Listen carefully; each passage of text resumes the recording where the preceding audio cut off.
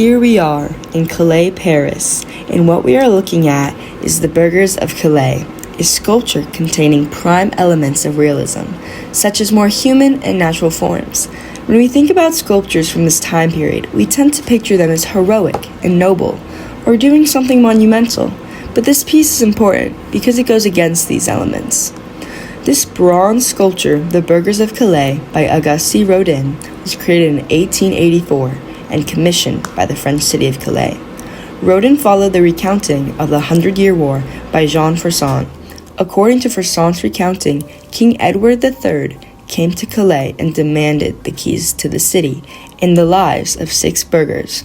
The burghers were prestigious councilmen for Calais.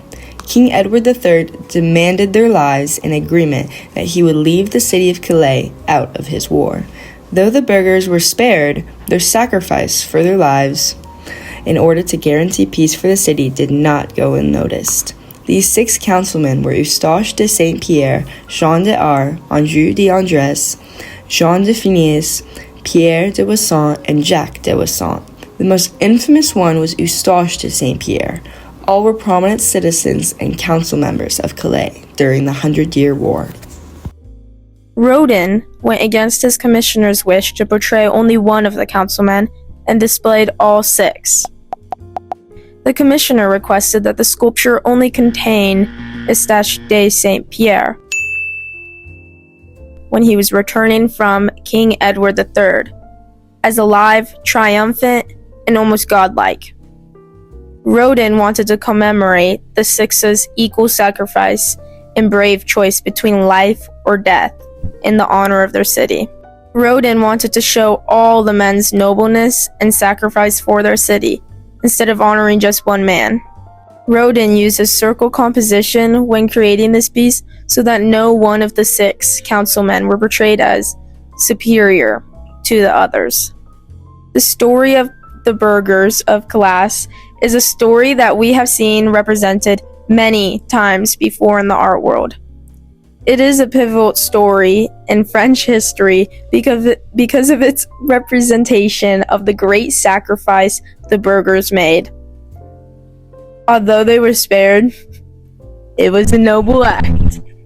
The use of circle composition in this piece helps the viewer see that not just one single man in the piece is superior, but that they are all equals in their sacrifice.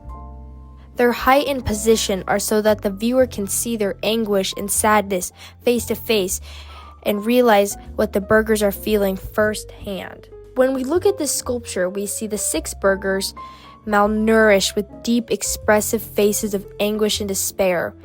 Each man is not making eye contact with the viewer as their heads are bowed to accentuate the unhappiness they feel as they are faced with the choice of life or death. These esteemed councilmen are dressed in tattered rags draped over their emaciated bodies. The rags are fused to the pedestal the men stand on. This fusion was meant to represent the struggle between their choice of life or death in order to save their city. Jean d'Arc is carrying a large key to represent handing over the keys to the city to King Edward III in order to guarantee peace for his people. This piece differs from our original ideas of historic sculptures. We're used to seeing victorious or power-emulating figures portrayed in sculptures, but in this piece the figures are in anguish and are mourning their lost lives.